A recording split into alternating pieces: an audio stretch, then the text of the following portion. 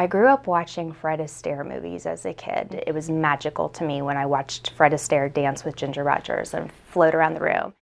I still don't think I would have taken that final leap if it weren't for the fact that 4 years ago, I was diagnosed with melanoma skin cancer. It is the rarest and most deadly of skin cancers. And by the time I caught it, I was so lucky because I had let it go way too long. The first thought in my head is like, no, I'm not gonna die and not open my dance studio. And having that clarity in that moment, being smacked in the face with, this could be it for you, and then knowing immediately what you wanted. At that point, it didn't matter how much money I had in my bank account, how much more studying I wanted to do, how little I was prepared. I was on a ticking time bomb as far as I knew, and I was like, nope, we're doing this tomorrow. It made me jump on the opportunity whether I was ready or not. It made me realize, you know what? Tomorrow's not promised, and you just realize that you're gonna feel like a failure in life if you don't open that dance studio. So I jumped on it almost immediately. I think by the following week I had signed a lease. You can fantasize dreams all you want, but it is just nothing but hard work and setback after setback.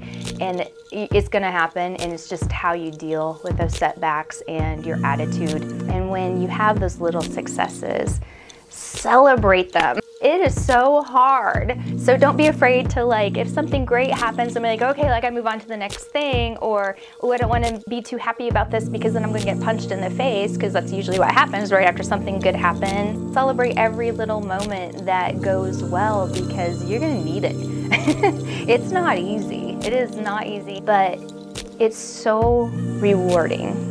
I mean, it wouldn't be very rewarding if it weren't hard. But that's where a lot of the joy comes from, is when you get to beat those challenges. Hang on to that passion even when there are days when, oh, I've had it with so-and-so and so-and-so and this and that, and I'm done. I'm gonna hide my head under the blanket. You have to hold on to why you started. You have to hold on to that fire and your passion, and remember those days when you think, what have I done? Because there's gonna be those days. I mean, it's life. There's gonna be days when that passion is gonna feel like a teeny tiny baby ember that's about to die. And there are days when it'll totally consume you again and you'll be all up all night. Those days will come back. You just have to keep pushing through. Feel that passion so that other people can hold on to that as well, grow their passion. And then not getting overwhelmed with the bad stuff, of course, because bad stuff, again, is going to happen, but we want to get overwhelmed with the good stuff.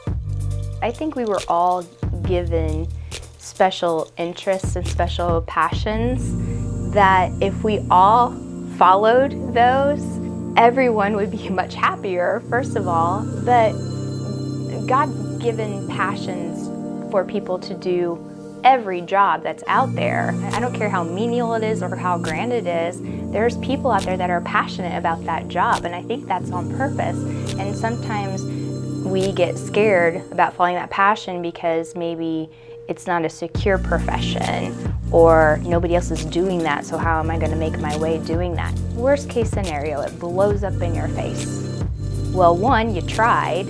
Two, hopefully you followed it when you were young enough that maybe you can regroup and try again, right? So I just don't think anything is lost by going all in on your passion.